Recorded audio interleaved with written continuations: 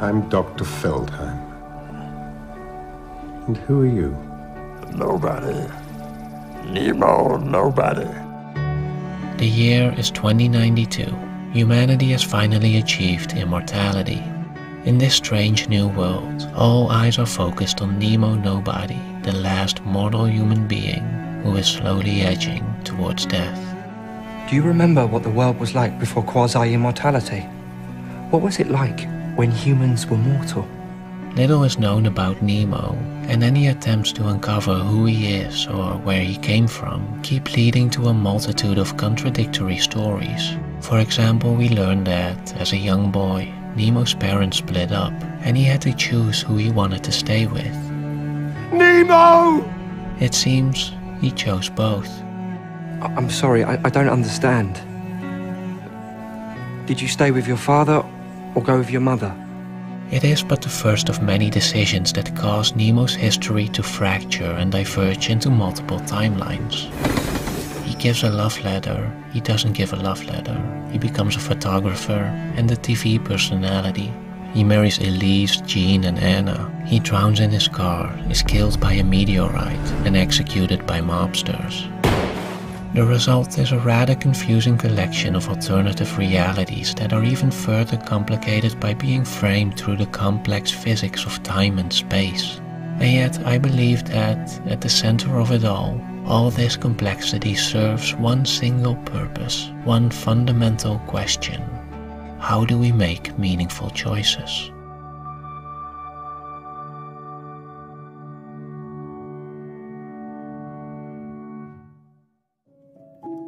To answer this question, we first have to answer several others. For starters, why do we have to make choices at all? What was there before the Big Bang? Well, you see, there was no before because before the Big Bang, time did not exist. In various informational interludes, Nemo discusses the nature of the universe. He explains that after the Big Bang, 3 spatial dimensions and 1 temporal dimension were deployed.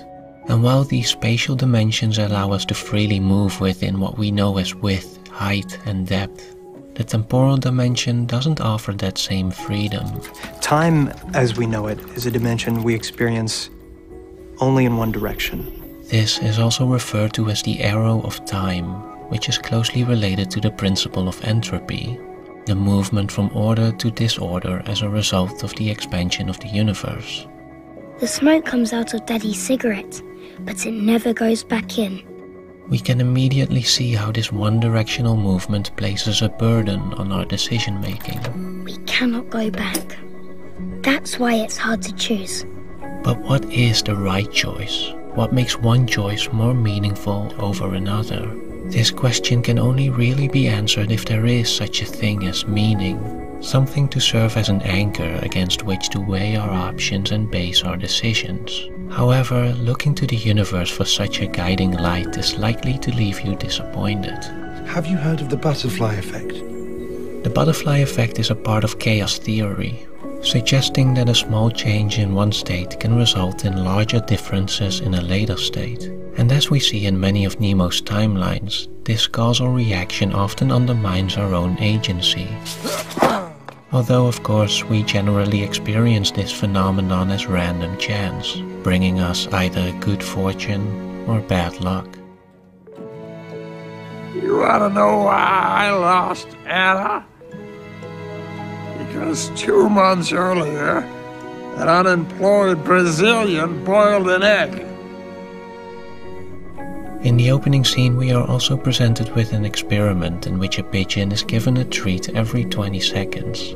The researchers discovered that if the pigeon happened to be flapping its wings when given the treat, it would continue to do so, convinced its actions are what caused it. This phenomenon, which is referred to as pigeon superstition, further emphasizes the dissonance between how we perceive causality and how the universe actually works.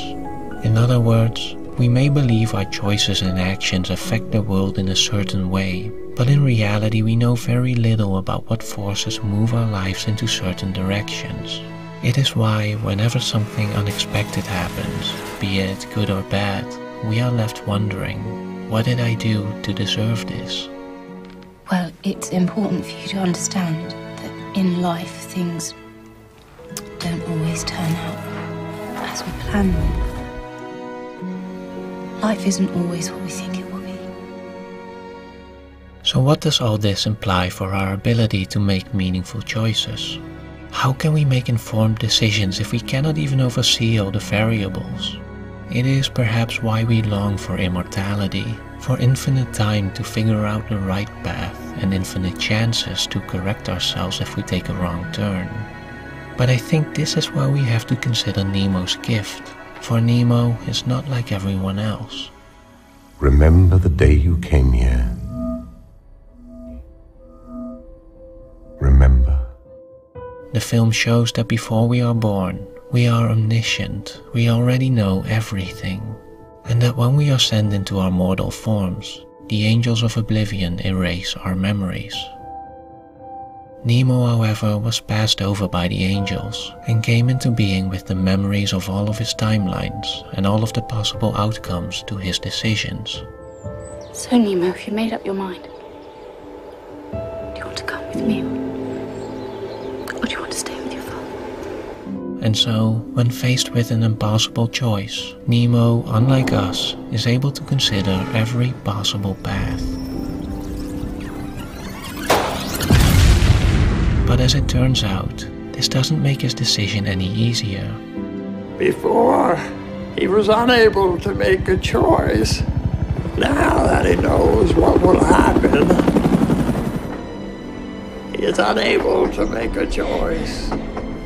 Instead of being illuminated, Nemo's knowledge of every possible path only seems to paralyze him, leading him to believe there's only one option left. In chess, it's called choix, when the only viable move is not to move. By not choosing any path, he argues that all of them remain open. As long as you don't choose, everything remains possible. But this isn't exactly true, because in a universe confined by one temporal dimension that demands decision-making, we cannot not choose. We cannot remove ourselves from the arrow of time, at least not without deconstructing the fabric of time and space itself, which is why I believe the timeline where Nemo doesn't make a move is the one that results in a sort of paradox where Nemo defies the rules of his own existence and truly becomes nobody. I'm Mr. Nobody, the man who doesn't exist. The point is that when faced with a difficult choice, knowing everything that will happen is just as paralyzing as not knowing what will happen. It is here that philosopher Ruth Chang exposes a fundamental flaw in how we approach decision-making. Basically, she explains that we tend to make choices by weighing alternatives against each other and judging whether one option is better than, equal to, or worse than another. And while this may be a reasonable approach for easier decisions, when it comes to the hard choices in our lives, where do we live, who do we marry, what career do we pursue, this approach often falls short. We need to introduce a new fourth relation beyond being better, worse, or equal that describes what's going on in hard choices. I like to say that the alternatives are on a par. When alternatives are on a par, it may matter very much which you choose. But one alternative isn't better than the other. Rather, the alternatives are in the same neighborhood of value, while at the same time being very different in kind of value. That's why the choice is hard.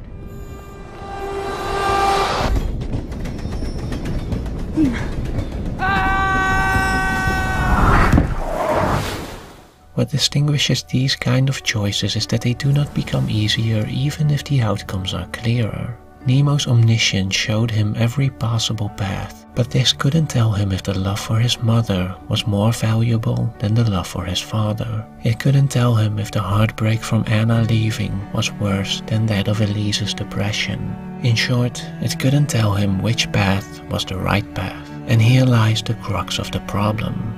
We are searching for meaning outside of ourselves, for external reasons to support these difficult decisions. You don't know me, Nemo. You've always been elsewhere. This approach is not only bound to leave us empty-handed when we cannot make a choice, it can also leave us unfulfilled when we do make one. I'm gonna marry the first girl who dances with me tonight. In one timeline, Nemo gets rejected by Elise, and he approaches Jean for no other reason than to make Elise jealous. Later, he, mostly out of frustration, vows never to leave anything to chance again. Determined to become rich and successful, he achieves every goal he set for himself, but ends up so bored and unhappy that, in an ultimate act of submission to external forces, he makes the remainder of his decisions based on a coin flip. It is therefore that Ruth Chang argues that when engaging difficult choices, we shouldn't look outward. We should look inward. We should exercise our normative power, the power to create reasons for ourselves. We can put our very selves behind an option. This response in hard choices is a rational response, but it's not dictated by reasons given to us. Rather, it's supported by reasons created by us. Note that this isn't necessarily about making hard choices easier. It's about recognizing that there is no right path. Every path is the right path. Everything could have been anything else, and it would have just as much meaning. And so instead of desperately searching the universe for guidance, for that one sign or reasonable argument telling us what we should do, it is we ourselves who have to make our choices meaningful.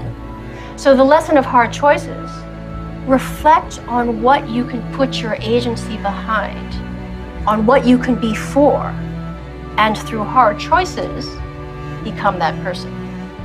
This is no easy task. Even if we believe we are on the right path, there will be mistakes, there will be sorrow. This can't go on.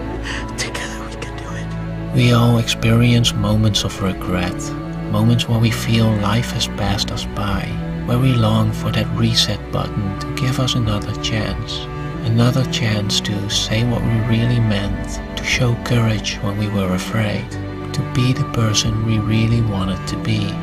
But if we truly act from the heart, if we base our decisions on our innermost voices, we will also experience something else. We will find that if we want to, if we choose to, it is possible to love, to be loved, and to experience moments of genuine happiness. Moments in which it becomes absolutely clear that, even if it is for a brief instance in an infinite universe, our lives can be profoundly meaningful. I'm not afraid of death. I'm afraid I haven't been alive enough. It should be written on every schoolroom blackboard. Life is a playground, or nothing.